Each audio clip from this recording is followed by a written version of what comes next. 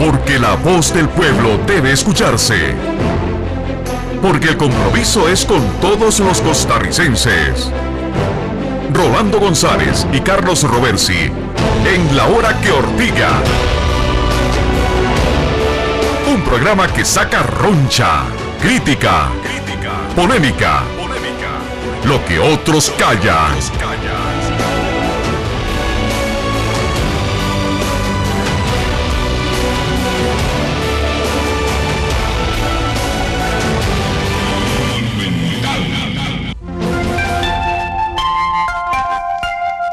Buenas noches, amigas y amigos. Una vez más nos encontramos aquí en La Hora que Ortiga. Hoy vinimos aquí a ortigar un rato este viernes de moda. Don Rolando nos abandonó, anda en sus ajetreos personales y profesionales. Así que nos dejó aquí, Glenn, el escenario para ortigar al gusto nuestro, ¿eh? Así que de inmediato nos vamos a tiro al blanco. Yo no sé si tenemos ya o esperamos, vamos al tiro al blanco y arrancamos después con otros temas. Tiro al blanco. Es tiempo de crear polémica. Es tiempo de palabras certeras. Esto es Tiro al Blanco.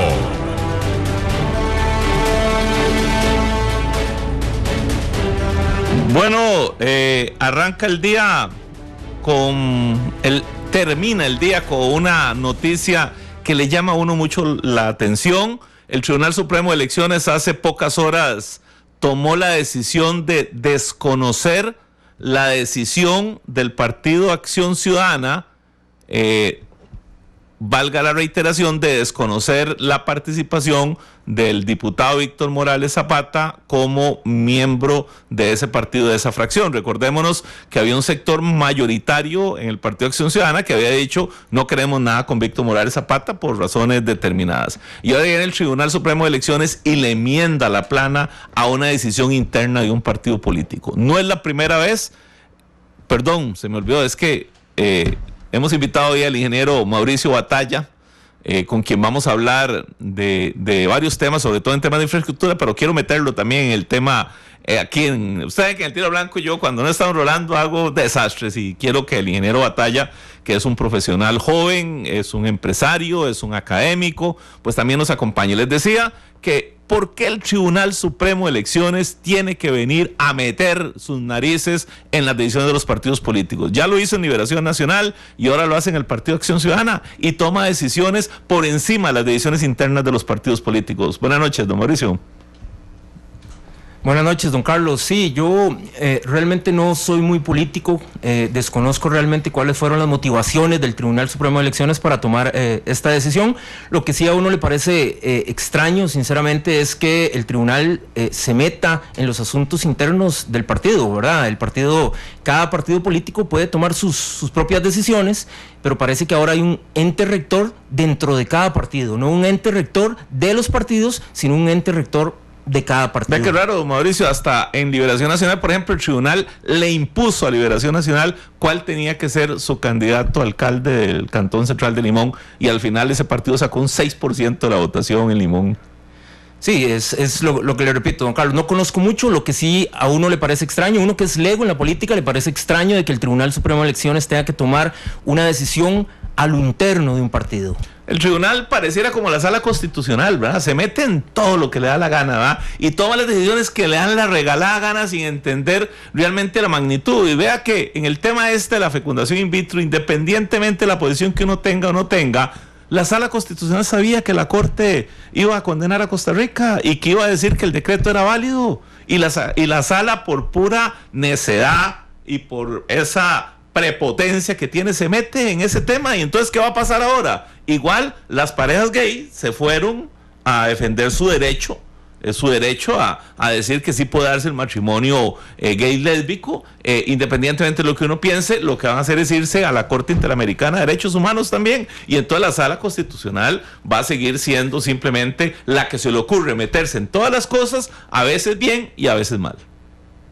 Totalmente de acuerdo con sus apreciaciones, don Carlos. Bueno, en otro orden de cosas, y seguimos hablando de política, ahorita hablamos de otro tema de política, pero de política ahora empiezan a aparecer nombres y nombres dentro del Partido Liberación Nacional, y una cosa que me llama, pareciera que Liberación Nacional tiene un interés gerencial, ¿verdad? Vea, tiene de vicepresidente del partido al exgerente de la Cooperativa Dos Pinos, ¿verdad?, el señor Jorge Patoni.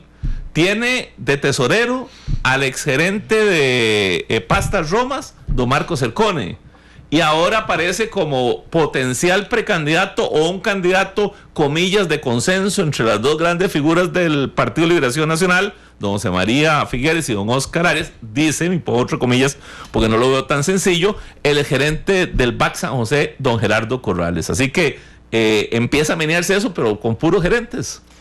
Pero yo no veo eso de nada malo, don Carlos, al contrario, yo creo que gerentes exitosos son los que necesitan este país para poderlo sacar del atolladero en que nos encontramos, y si esas personas que usted ha mencionado han sido gerentes exitosos en sus diferentes empresas, es porque saben de economía, saben de finanzas, saben de gerenciar, y yo creo que es un poco lo que necesita el país, menos académicos hablando y más gerentes actuando. No, yo tampoco lo veo mal, lo que quiero decir es que me llama mucho la atención que puros gerentes, ¿verdad?, están apareciendo. Pareciera que hay una corriente de aquello que se llamaba, que Oscar Arias llamaba la meritocracia, ¿verdad? Y entonces ahora aparecen figuras muy destacadas como esos tres, como figuras importantes dentro del Partido de Liberación Nacional. Habrá que ver si efectivamente don Gerardo Corrales se medio quita el tiro y dice que él podría coger una vicepresidencia o ministerio de Hacienda o Banco Central, ¿verdad? Humilde el señor también, ¿verdad? O sea, arranque, porque nunca ha estado metido en política, pero puede ser que sea bueno y puede ser que aparezca como candidato a Liberación Nacional también. O sea, pareciera que en Liberación Nacional las cosas empiezan a menearse. Y quiero adelantarles algo. Yo ya conozco, no me siento autorizado todavía porque necesito confirmarlo, pero conozco por lo menos 2 precandidatos más que van a aparecer aún con las candidaturas de don José María Figueres y de don Oscar Arias.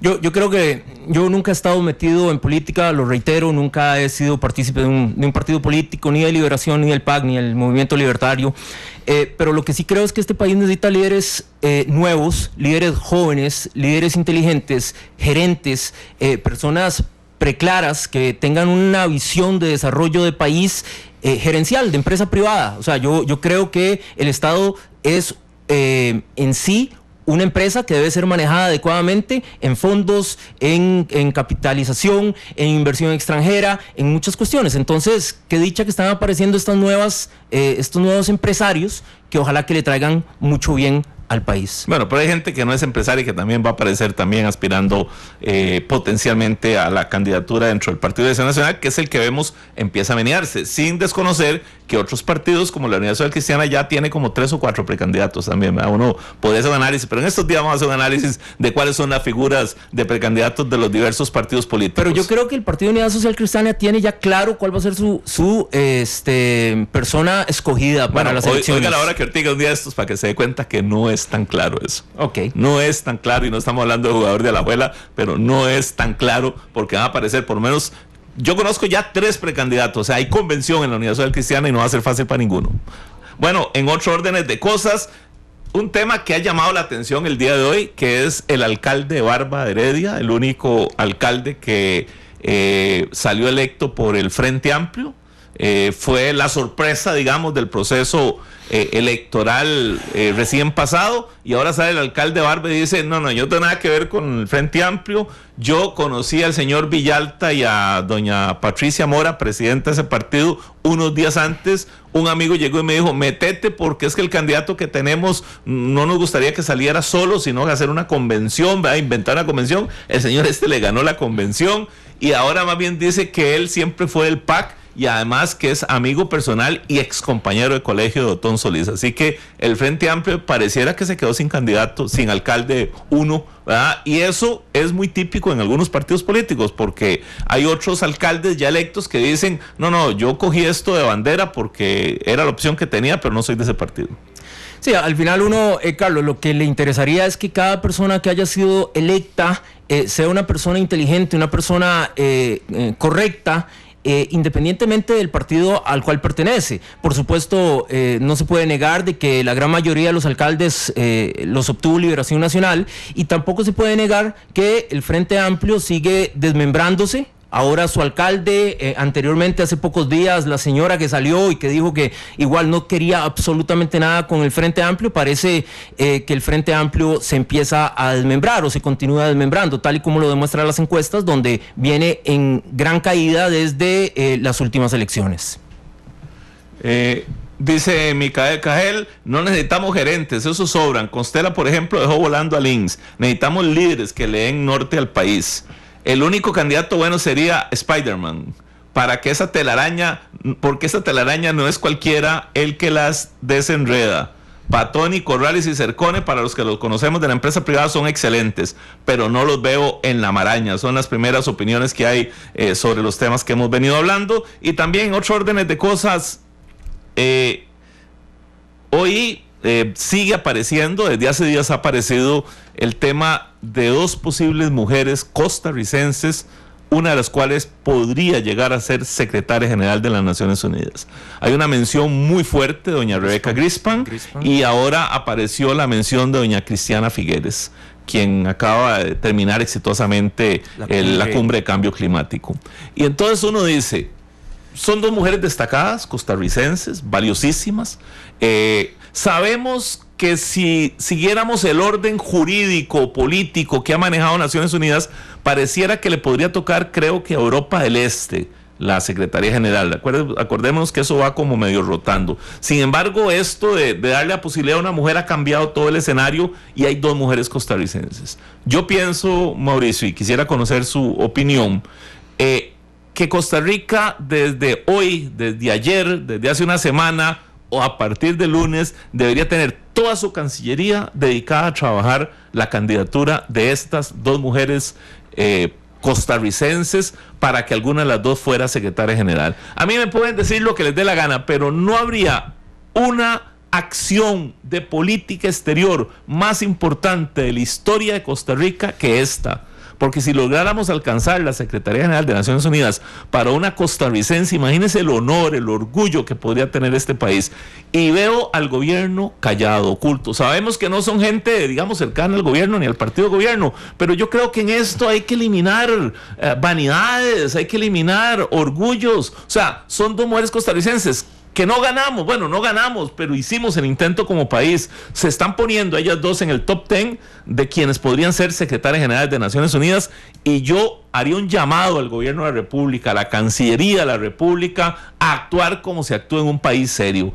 Es luchar por la candidatura de alguna de esas dos mujeres costarricenses que podrían llegar a alcanzar el máximo puesto del máximo órgano político del mundo. Sí, ahora uno de los oyentes decía que no necesitamos gerentes, necesitamos líderes, totalmente de acuerdo. La señora Figueres acaba de terminar una destacadísima actuación, pero no a nivel nacional, sino a nivel mundial. Nos puso en el top a nivel mundial, tanto así que en la Torre Eiffel apareció el Pura Vida Costa Rica. Sería mezquino de parte del gobierno de la República no volcar todas sus armas de Cancillería, todas sus armas de gobierno, toda su fuerza política en buscar, número uno, que una mujer llegara a ser electa, y número dos, que una costarricense. Es que, Carlos, aquí no estamos hablando de partidos políticos, y ese es el gran problema. Ese es el gran problema. Siempre se habla de partidos políticos, siempre se politiza la cosa, y aquí no es de cuestión de política, es costarricense, mujer, inteligente, líder. ¿Qué más queremos? Eso sería un orgullo para el país tener cualquiera de estas dos mujeres, Grispan o Figueres, siendo electas a tan distinguido cargo. Así que yo sé que el gobierno nos monitorea en la hora que Ortega, siempre probablemente para ver qué le estamos criticando. Esto no es crítica, esto es una petición de unos costarricenses, y yo creo que aquí tenemos que unir la voz toda la ciudadanía costarricense alrededor de esa gran posibilidad que sería un gran honor para Costa Rica, ¿verdad? O sea, yo creo que es la mejor oportunidad que hemos tenido. Tuvimos una con don Miguel Ángel Rodríguez, lamentablemente pasó lo que pasó cuando fue secretario general de la OEA, pero esto se queda así pequeñito, estamos hablando de Naciones Unidas, ¿verdad? Y todos los grupos de conocimiento político todos los grupos que tienen historia política realmente ven la posibilidad de que doña Rebeca Grispan o doña Cristiana Figueres fueran las personas que asumieran ese puesto.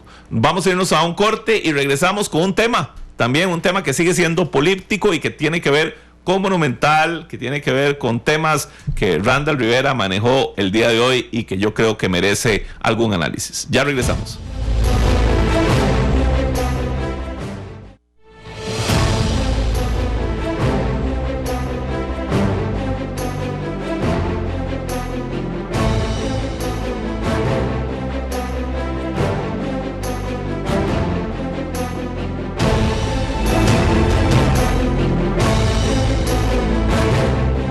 Pero hay una nacional, la nacional usted sabe por dónde es, y es por el tema de su candidatura. Si usted será candidato a una tercera presidencia de la República, si ya lo consultó con Almohada, que lo anunció el otro día, ¿ha avanzado en esa decisión, don Oscar?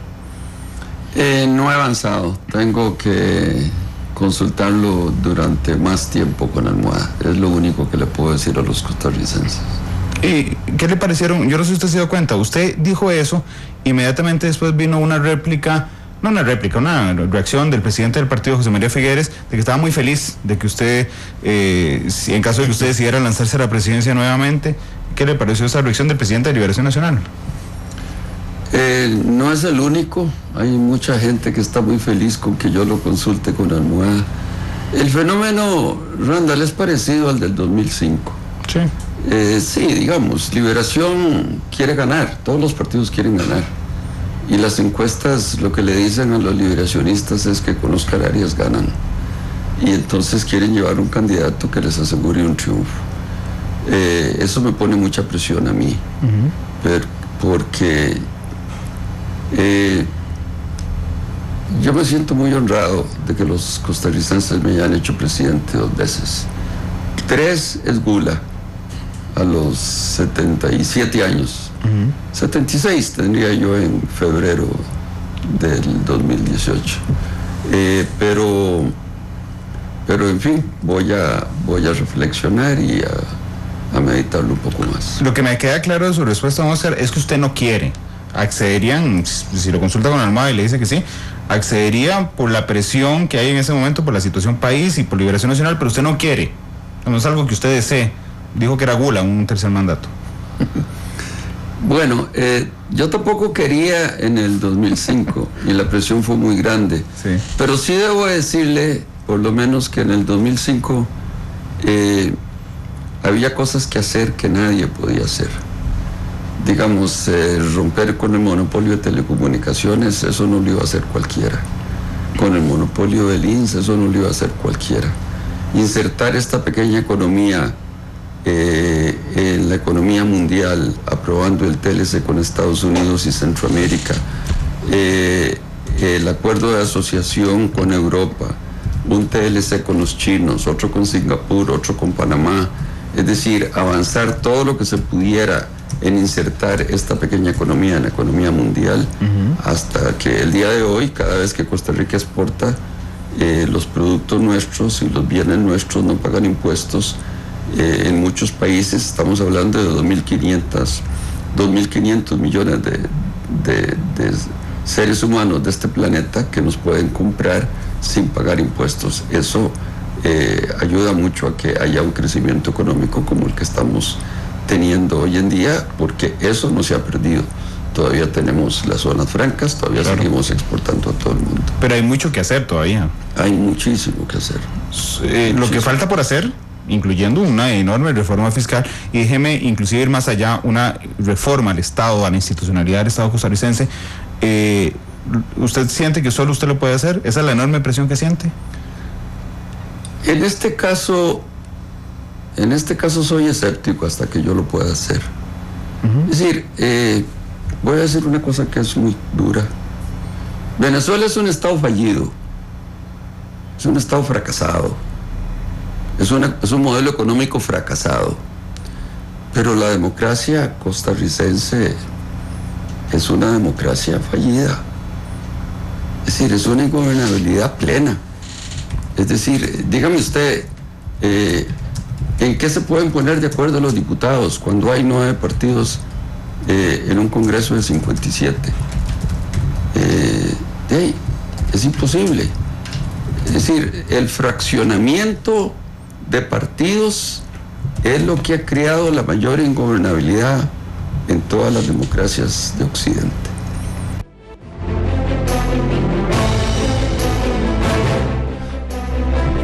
Bueno, amigas y amigos, ahí tienen, 905-222-0000, la hora que Ortiga, la Ortiga CR. Saludamos a don Alfonso Solórzano, que está ahí bien emperillado, me dice una persona, dicen, este señor se cree Dios, es un comentario que hacen ahí. Don Mauricio, ¿qué le parecen las opiniones de don Óscar Arias? Bueno, don Óscar, 2 veces presidente de la República, una persona muy inteligente. A mucha gente le genera algún tipo de antipatía, será por su forma de ser, pero seamos claros, don Carlos, yo creo que don Óscar es la única persona que, llegando al gobierno, en un eventual gobierno, me parece a mí, ese es un criterio muy personal, sería el único que tuviera las agallas para parársele a los sindicatos y ponerle coto a las convenciones colectivas desproporcionadas que generan erogaciones grandísimas y aumentan el gasto público. Sería el único que tenga, no sé si por su forma de ser, la necedad y la terquedad de parársele a los empleados públicos y decirle no más pluses salariales, señores, vamos a hacer lo que dice don Otón Solís y no le vamos a dar a los empleados públicos, al 100% de los empleados públicos, las anualidades. Don Óscar, yo creo que es el único que se ha parado en muchas cosas, en TLC con China, se ha parado con la apertura de la telefonía. Entonces, bueno, es una opción para muchos costarricenses, muy respetable. Para otros, pues no. Antes de dar la palabra, dejo 3 reflexiones ahí. Primero, Glenn, ¿cómo es que dice don Misael? Porque cogiendo a don Mauricio Batalla, quien nos acompaña hoy, el ingeniero Mauricio Batalla, dice que don Óscar sería, ¿cómo es? Una institución, diría don Misael, ¿verdad? Creo que es otra palabra también la que diría don Misael. Pero además de eso, hay varias cosas importantes, don Mauricio. Democracia fallida, dice don Óscar Arias. Segundo, don Óscar Arias, primero, don José María Figueroa, yo creo que fue medio sarcástico cuando dijo que estaba muy contento que aspirara don Óscar Arias, pero don Óscar Arias hoy se saca el clavo y dice que sí, que don José María, al igual que muchos costarricenses, están contentos que él se meta. Y tercero, él dice que es gula, que él no quiere, pero igual decía que no quería, él mismo lo reconoce, que él decía que no quería el 2005 y después en el 2006 fue presidente. Pero ya le doy la palabra, don Alberto Castro de Guadalupe. Buenas noches. Sí, buenas noches a usted y a su invitado. Bueno, ayer eso que estaba hablando don Óscar Arias, prácticamente que se lo decía yo, no es que me estoy comparando, ¿verdad? Para que no se equivoquen, a don Rolando. Que como hay una asamblea llena de gente buena, pero que no funciona, entonces no da resultados. Y lo lógico es que si usted tiene una institución, o sea, en este caso no es una institución, es un poder de la República, de que no da resultados, de mejor cierren eso. Y gobernamos directamente, solo con el presidente, y ojalá, pero no un gerente como está diciendo el caballero que usted tiene invitado, porque jamás serviría un gerente de presidente de la República. Tiene que ser necesariamente un político. Muchas gracias, don Martín Carranza de San Ramón. Buenas noches. Adelante, don Martín. Muchas gracias, me alegro que esté usted hoy. Yo lo disfruto mucho el programa con don Rolando, yo soy alajuelense también, entonces entiendo los dicharachos de él. Pero hoy me gusta que esté porque tengo una consulta, no es un tema que ha mencionado, pero sí tiene que ver y creo que usted está calificado de sobra para la consulta. Es respecto a lo que pasaba en la OEA, que entiendo que el embajador de Costa Rica en la OEA, primero dijeron que tenían las denuncias, después dijeron que renunció, después de que renunció porque le dieron un trabajo mejor que el que tenía, y por último que el gobierno lo felicita. Entonces no entiendo si fue algo bueno o algo malo que pasó. Usted que entiende tanto de eso, tal vez nos pueda ayudar a mí y a todos los costarricenses de a pie, como dijo el ministro Herrera. Bueno, don Martín, quisiera confesarle que si le puedo enseñar esto y ojalá lo pudiera ver, traigo el tema aquí también, pero bueno, son temas que hay que meter y le explico.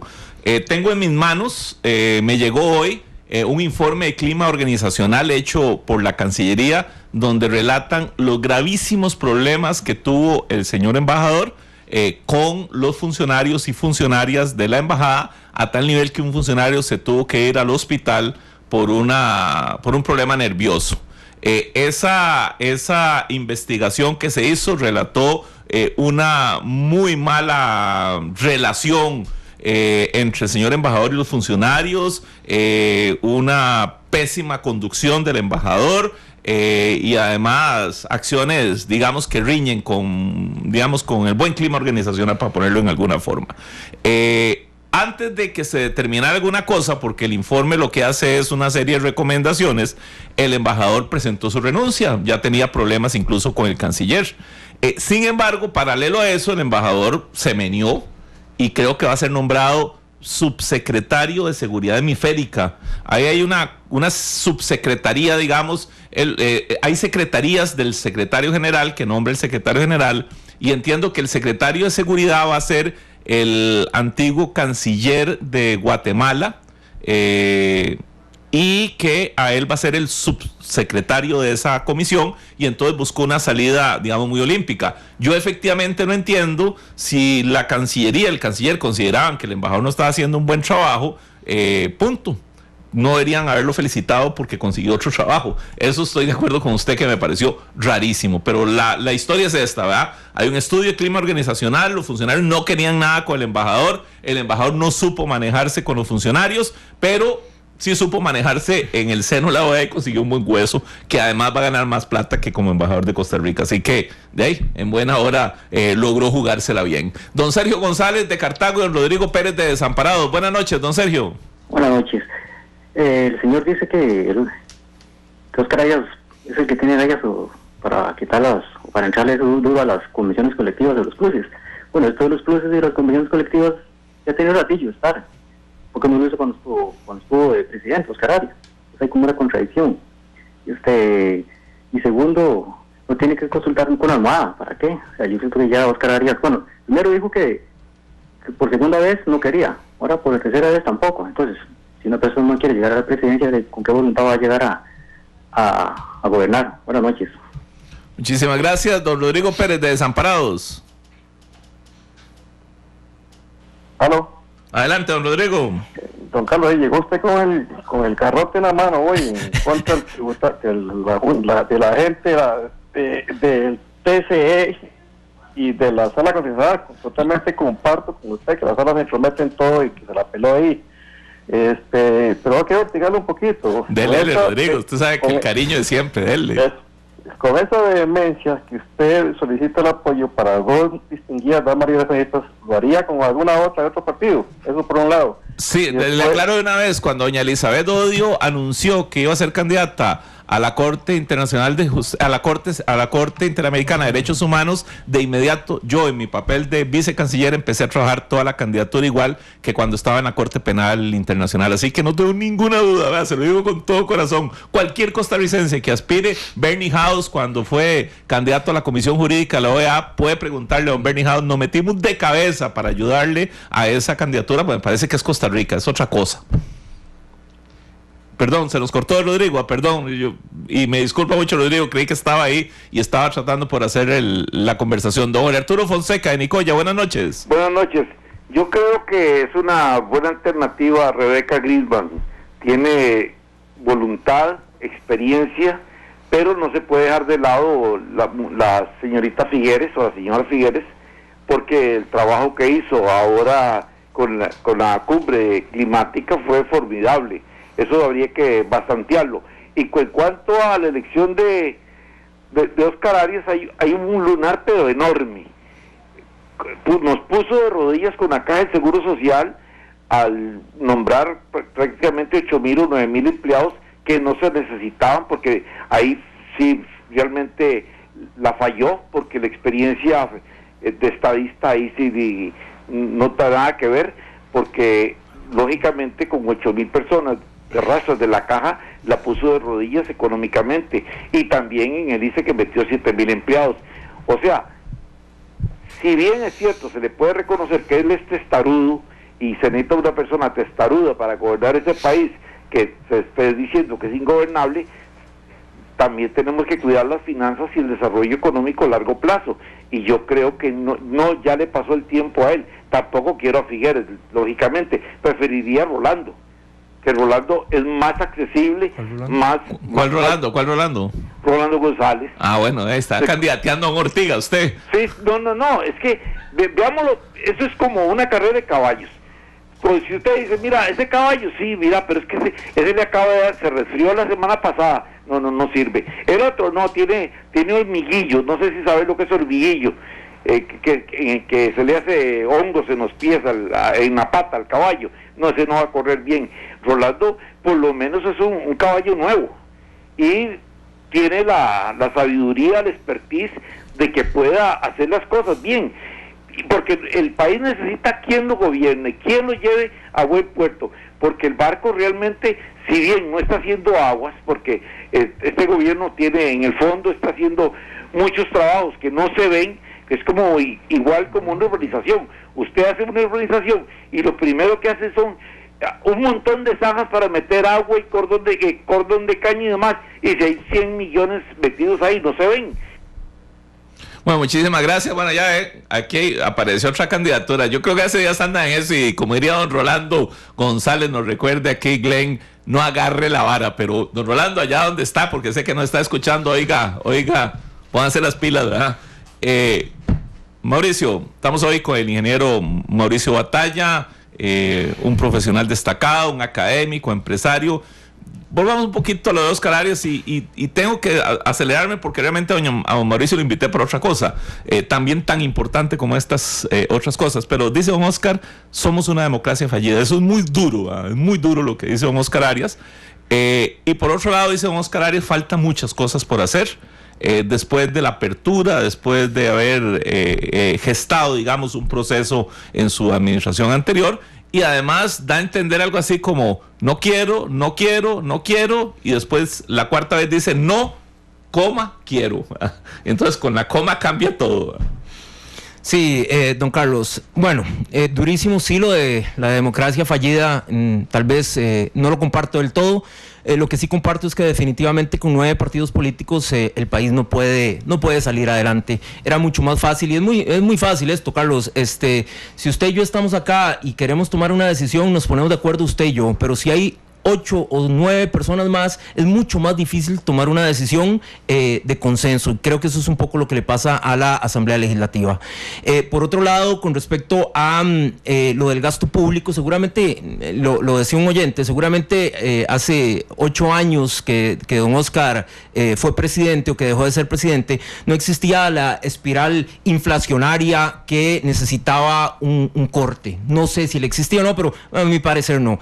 Hoy sí la necesita, y me parece, como lo dije, que es la persona, o que sería una de las personas que podría ponerle coto a eso. Como lo es Otón Solís en el Partido Acción Ciudadana, como lo sería José María Figueres también en el Partido Liberación, y como serían muchos otros profesionales y políticos claros, que saben cuál es el problema del país y que lo pueden atacar. Son personas de altísimo nivel, que son personas que podrían ayudar al país. Bueno, felicito al colega Randall Rivera por la entrevista. Movió las ramas don Randall hoy con la entrevista a don Óscar Arias, y yo me imagino que ahora todo el mundo en la noche estará haciendo números, ¿verdad? ¿Qué dijo Óscar Arias? ¿Qué no dijo? La gente cercana a Óscar Arias tratando de presionarlo, otros tratando de convencerlo que no se meta, los rivales tratando de ver qué hacen si aparece, la oposición a Liberación Nacional también tratando de analizar cómo va a ser el asunto. Así que esto se abrió realmente todo. Entiendo que hasta Pelando el Ojo hizo una parodia a la entrevista a don Óscar Arias, y lo tuvieron ahí al personaje segundo de don Óscar. Así que los invitamos a ver los podcasts, tanto el de la entrevista completa que le hizo Randall, porque hay un análisis de don Óscar sobre el tema de Venezuela realmente muy serio, muy importante, pero cogimos la sección porque aquí estamos en Ortiga, ¿verdad? Pero realmente la entrevista tiene un gran fondo, y además el podcast también de Pelando el Ojo, para que se diviertan un rato con este tema. Por cierto, dice aquí Chus 007, el país lo que necesita es que el Congreso trabaje. Puede quedar presidente Perico de los Palotes, que al final el Congreso manda. Rip dice, el 21 alcalde electo del FA se le salió del saco.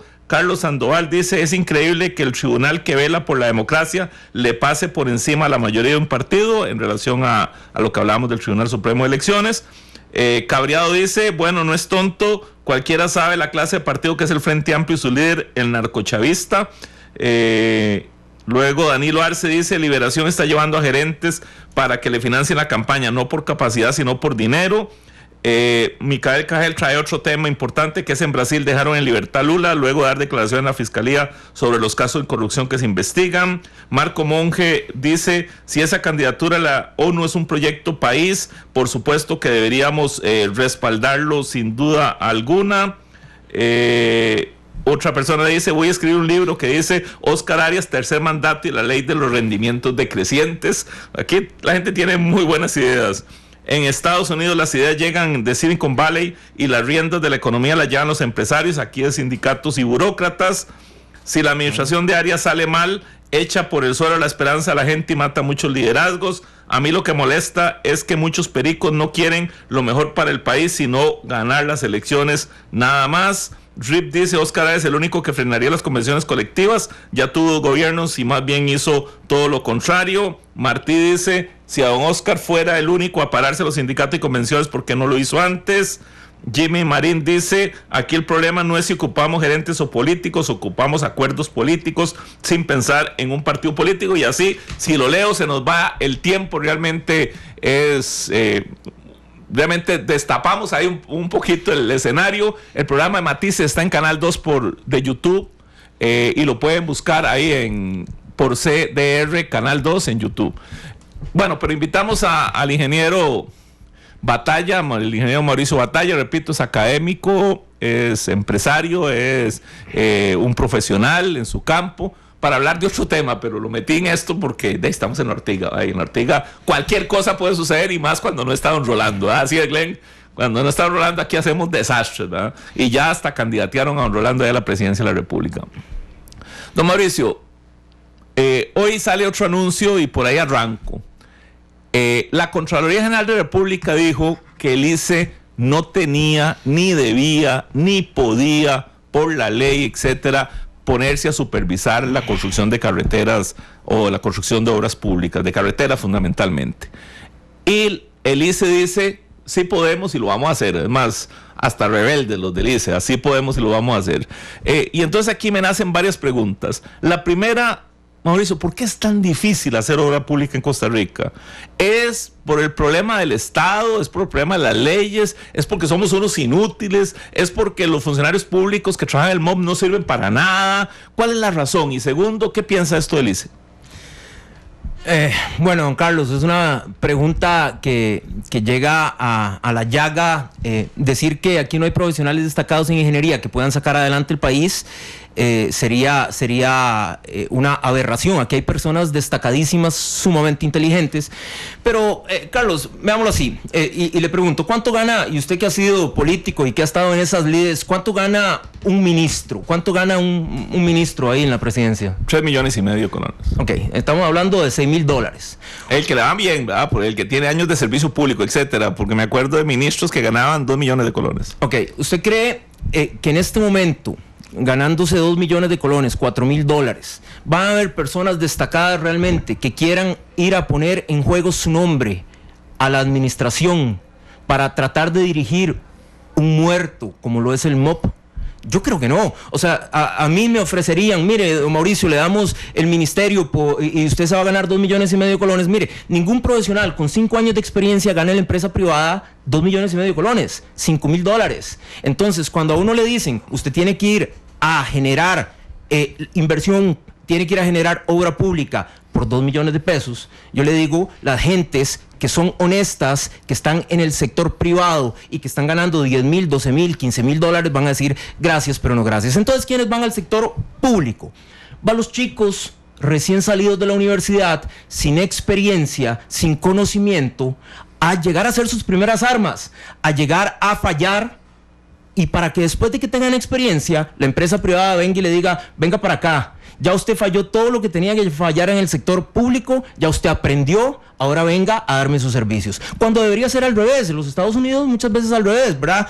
Después de estar mucho tiempo en el sector privado, lo llaman al sector público porque hay salarios competitivos en el sector público. Pero ¿quién se va a ir a meter a ese vendaval, a poner en juego su nombre y su apellido en las redes sociales para que lo traten de corrupto, de ladrón, de choricero, de incompetente por 2 millones de pesos, don Carlos? Realmente poca gente del sector privado, únicamente aquellos que tienen vocación de servicio, aquellos que tienen una muy buena vocación de servicio, pueden sacrificar su nombre y su dinero por ir al sector público. Yo creo que por ahí empieza el gran problema. ¿Qué pasa con el ICE?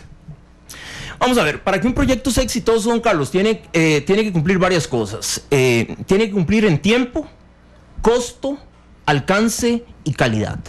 A mí me parece que el ICE ha hecho grandísimas labores y ha desarrollado el país. El ICE de Jorge Manuel Dengo ha desarrollado el país y ha hecho grandísimas obras. El ICE de hoy en día habría que evaluar, no conozco una evaluación, si existe una evaluación, de cómo estamos en costo y en calidad. Estamos muy bien, las obras del ICE siguen siendo obras muy destacadas, pero habría que evaluarlo cómo estamos en costo y tiempo. Si yo le digo a Carlos Roberts, don Carlos, usted tiene 4 meses para hacer esa casa y tiene 100 pesos para hacerla, y don Carlos Roberts me hace una casa lindísima, pero dura 8, 10, 12 o 15 meses, y en vez de 100 pesos le cuesta 600 pesos, entonces ¿hasta qué punto es exitoso? Si usted me pregunta a mí directamente, a mí me parece que zapatero a sus zapatos, el ICE no debería estar supervisando obra pública. Me parece que hay entidades y empresas que pueden hacer ese trabajo y que deberían hacerlo muy bien, siempre y cuando la administración se asegure de tener gentes aptas que obliguen a las empresas que se contrataron a que hagan bien su trabajo. Pero me dice don Carlos Pérez, ahora aquí por Twitter, tengo Twitter ahí pero borbandeado, ¿eh? Me dice que acaba de ser contratado el ICE para hacer lo mismo en El Salvador. Habría que ver, sí, Carlos, habría que ver tiempo, costo, alcance y calidad. No conozco yo si el ICE ha sido contratado en El Salvador, no lo sé. Me parece extraña la noticia, por lo menos la primera noticia que yo tengo acerca de eso. Y si el ICE supervisa, entonces hay que cerrar el MOP. Digo yo, o sea, porque entonces, ¿para qué el MOP? O sea, mi gran pregunta en este momento es, en el siglo XXI, si el MOP no está construyendo, porque lo que dura construir es impresionante, ¿verdad? Lo que hace son unos desastres, ¿verdad? Al final de cuentas, si el MOP hace eso y ahora le van a dar la supervisión al ICE, si el ICE supervisa, que cierren el MOP o no. Sí. Digo yo, no sé, yo no tengo nada contra el MOP, pero pregunto. Vamos a ver, definitivamente usted lo dice muy claro. En competitividad, el índice de competitividad mundial de este año 2015-2016 nos sitúa en infraestructura de transporte en el puesto 105 de 140 economías, o sea, de las más malas. Nos sitúa, en el 2012 nos situaba en el puesto 139 de 145 en puertos, o sea, el más malo del mundo en puertos. Nos situaba muy mal en calidad de carreteras, nos situaba muy mal en infraestructura en general. Yo creo que aquí se necesita, Carlos Roberts, y usted que es político, se necesita un cambio, pero global. No fue lo que dijo, y con todo respeto al señor presidente, cuando era precandidato: miren, en el primer día de gobierno hoy cierro el CONAVI. Es que esos son los políticos los que hablan, don Carlos, y no son los técnicos. ¿Qué opinan los técnicos? El grupo de consenso en la administración Chinchilla Miranda, el grupo de consenso que en este momento lo constituyen el ANAME, el Colegio Federado de Ingenieros, la Asociación de Caminos y Carreteras de Costa Rica, la Cámara de Construcción, UNCAEP, hablaba de cambios estructurales, tanto en el MOP como en todos sus consejos, en el Consejo Nacional de Concesiones, en todos sus consejos, y hablaba de cambios estructurales. ¿Qué pasó, Carlos Roberts, cuando hubo un cambio estructural en banca? Antes, bueno, nosotros que peinamos canas, don Carlos, y usted ya casi ni pelo, ¿se acuerda cuando íbamos a la banca nacional hace 30 años? Uno llegaba a hacer filas durante horas y horas y era aquel atasco. Lo mismo que sucede hoy con infraestructura. ¿Qué pasaba en telefonía hace 10, 15 años? El mismo atasco, las mismas malas llamadas. ¿Qué pasó? Hubo un cambio estructural. La SUPEN, la SUTEL, o sea, cambios estructurales, entidades rectoras inteligentes con profesionales preclaros que pueden dar otro rumbo a la infraestructura del país. Mauricio, pero seguimos en el tema. Usted hablaba de la consenso, se llamaba esa comisión. El grupo de consenso. El grupo de consenso. Sí. Por lo menos hay 2 personas de ese grupo de consenso que le ofrecieron ser ministro y se quitaron el tiro. Entonces es muy fácil hablar pero lo difícil es asumir por qué no asumieron el papel, por qué no asumieron el rol, por qué esos profesionales que dicen saber, que a veces son de escritorio, que a veces no tienen la menor idea de lo que es la administración pública, pero que sí salen en los medios de comunicación y son los grandes analistas y los grandes críticos, son incapaces de asumir un rol como ministro. Es que es muy fácil hablar, Mauricio. O sea, es muy fácil hablar, pero cuando le dicen a esos señores, asuman, no asumen. Don Carlos, es que ¿quién va a asumir? Y le repito, ¿quién va a asumir ir a un ministerio para poner su nombre en juego y para poner su dinero en juego? Es que estos señores... ¿Y entonces por qué critican? Estos señores ganan muchísimos miles de colones más. Es más, en dólares, muchísimos miles de dólares más de lo que podrían ir a hacer. O sea, es un cambio estructural. Vamos a ver, ¿qué pasa si hacemos... ¿Pero qué pasa con el MOB? ¿Hay que cerrarlo o no cerrarlo? ¿Hay que cambiarlo o no cambiarlo? Hay que cambiarlo, definitivamente. ¿Y qué debería hacer el MOB? La Superintendencia de Carreteras, me parece a mí. O sea, pero se le están dando esa visión al ICE, no debería existir. O sea, lo pongo porque eso sería el ICE, casi la superintendencia. Sutel, gente preclara, abrió telefonía, pasamos del puesto 103 en competitividad en el 2012 al puesto 36. Pero, Mauricio, primero, la gente no quiere concesiones. ¿Ah? Es un error. Se habla de la carretera de San Ramón, estaba casi lista y todo se va para atrás. Porque entonces una concesionaria hay que evitarla, etcétera. Estamos con la Platina, 3 gobiernos o 4 gobiernos con la Platina. Entonces, ¿qué pasa, Mauricio? Sí, el tema de las concesiones es muy triste el hecho de que se haya satanizado esa figura. Carlos, la gente cree que concesión es vender la infraestructura del país y entonces salen aquellos temas políticos. Yo no voy a vender la infraestructura porque la concesión viene de empresas privadas a comprar mi país. No. La concesión es una figura financiera de cómo hacer para precisamente financiar obra pública. Este grupo, y no solo el grupo de consenso, sino la Asociación de Caminos y Carreteras en el 2002 habla de que nosotros necesitamos para lo que llaman ellos el Plan Vial Nacional 2006-2020, nosotros necesitamos cerca de 4.500 millones de dólares anuales para poder generar la infraestructura que nosotros necesitamos. Y, ojo, esto es un grupo técnico, aquí no hay políticos, aquí no hay Liberación, aquí no hay la Unidad, el Frente Amplio, aquí no hay comunismo, derechismo, no hay nada. Gente técnica, gente que sabe, gente que ha estudiado, ingenieros civiles inteligentes, gerentes inteligentes, que han estudiado y que saben por dónde debe ir la cosa. Y ellos hablan en el 2006 de que nosotros necesitamos cerca de 4.000 millones de dólares por año y de los cuales cerca de 1.000 millones, el 25% de la inversión anual debería generarse a través de concesiones. Esto no lo habla un político, esto no lo habla Oscar Arias, Otón Solís, Villalta, no, lo habla gente técnica. La concesión es un mecanismo financiero, considero yo, el único medio a través de empréstitos privados, a través de gentes que vengan a poner el dinero para poder salir adelante en este país. Y necesitamos el 25% en inversión en concesiones. Hay un 50-75% que se genera a través del impuesto al combustible. De hecho, por aquí tengo el número, son cerca del 55% que se genera el impuesto al combustible y todavía queda un 20 y pico % ahí para créditos privados.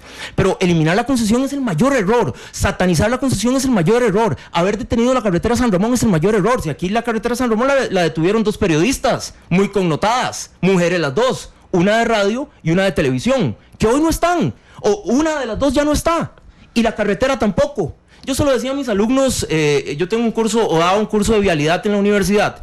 Yo le decía a mis alumnos hace 4 años, cuando se detenía la carretera, le voy a decir, mire, ustedes se van a graduar y la carretera todavía no va a estar. Y hoy, 4 años después, la carretera San Ramón no está. No está. ¿Cuánto le cuesta eso al país? Hoy tendríamos carretera pagando 1.500 pesos ida y 1.500 vuelta, ¿ok?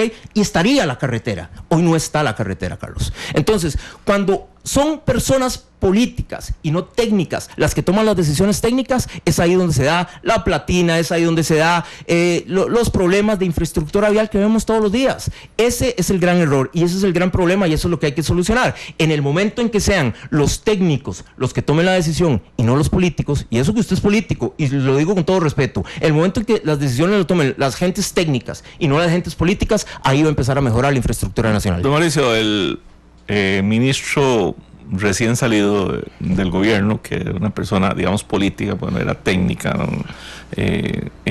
Dice algo que han dicho ministros, ingenieros o otros abogados, etcétera, o políticos, dicen lo contrario, dicen que el gran problema es que toda la estructura para abajo les impide hacer las cosas y han hecho un esfuerzo para que la platina se resuelva, pero es toda la burocracia hacia abajo que no la hace, o la legislación que no la hace. O sea, cuando usted habla de técnico, está hablando de los técnicos actuales, porque en este momento entonces tenemos una ventaja. El nuevo ministro tiene 25, 30 años de trabajar, es un técnico de CONAVI, y nombraron al señor Villalta como ministro. ¿Va a resolver el problema? Carlos, usted puede nombrar en este momento a Superman, que no le va a resolver los problemas.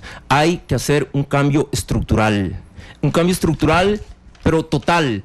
Hay que generar, ahora el presidente y algunos de sus allegados presentaron un proyecto para la modernización de CONAVI. Inicialmente el señor presidente dijo que cuando entrara el primer día cerraba CONAVI.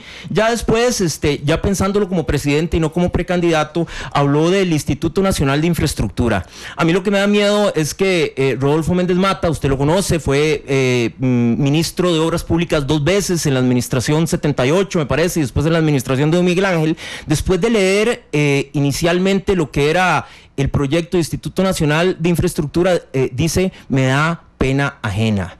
Así lo habla, clarísimo, Rodolfo Méndez Mata dice, me da pena ajena este proyecto. Me parece que hay que hacer un cambio estructural, tiene que generarse, y yo sigo pensando en la superintendencia de carreteras con profesionales fuera del servicio civil, que no me vengan a decir a mí, ¿cómo es posible que este carajo va a ganar 10,000, 12,000, 15,000 dólares? No importa cuánto ganen los profesionales que estén ahí, lo importante es cuánto le producen al país, que ese es un gran error de las gentes, un gran error de las redes sociales, un gran error de los periodistas, es criticar el sueldo. Bueno, y si este carajo se ha jodido 15 años estudiando y nos va a generar muchísimo ingreso, nos va a generar muchísimos beneficios, entonces que tiene que gane 15,000 o 20,000 dólares si realmente va a hacer un buen trabajo. Si no hace un buen trabajo, hay que eliminarlo, hay que sacarlo. Pero me parece que hay que hacer un cambio estructural. Yo sigo pensando en la superintendencia de carreteras con profesionales preclaros, inteligentes, que puedan dirigir, que puedan gerenciar. Hubo mucho, bombardeo ahí un gerente no lo piense únicamente en una empresa. Un gerente es una persona que sabe administrar, una persona que sabe dirigir,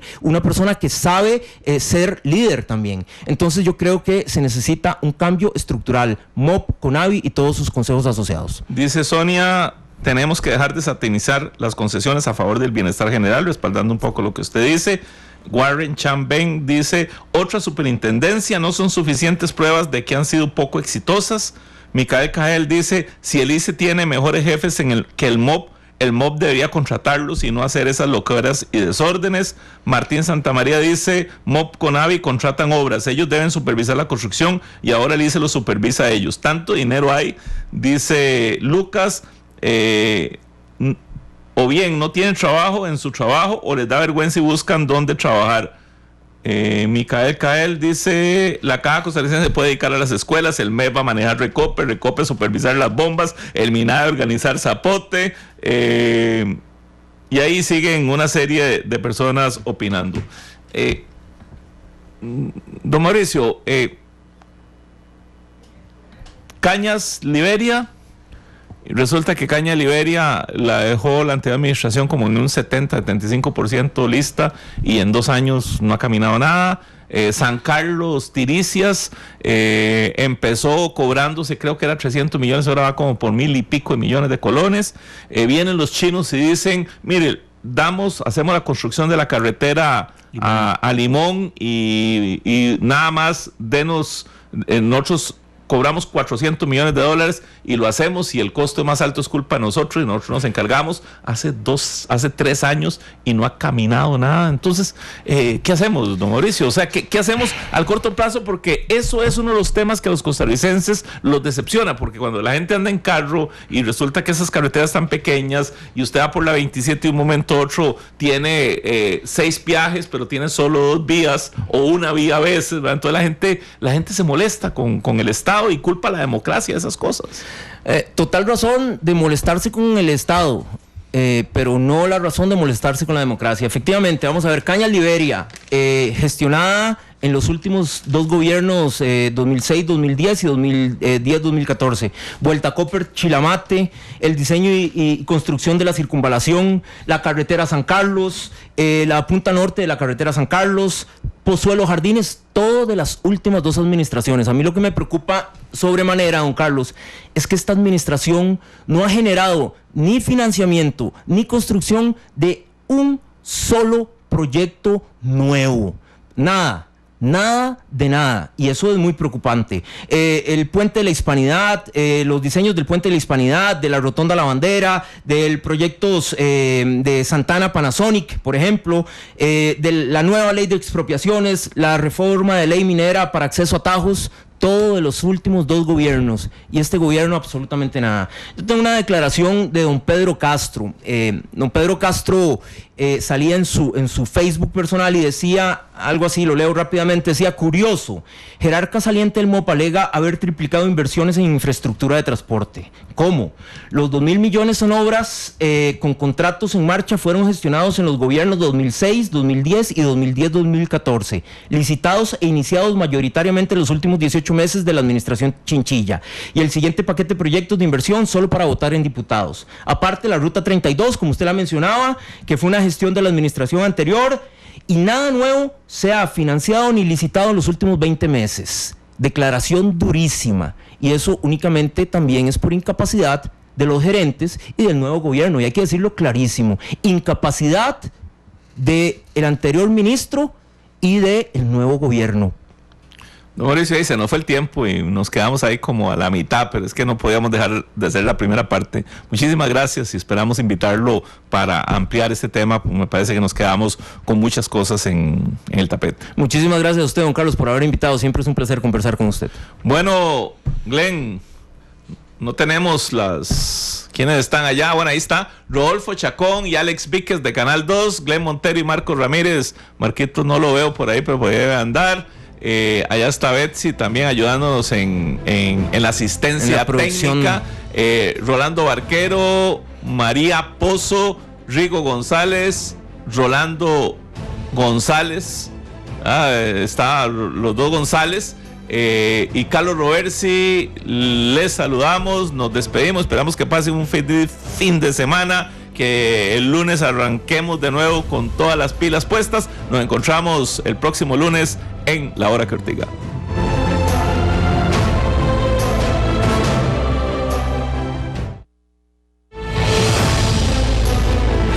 Porque la voz del pueblo debe escucharse. Porque el compromiso es con todos los costarricenses. Rolando González y Carlos Roversi en La Hora que Ortiga.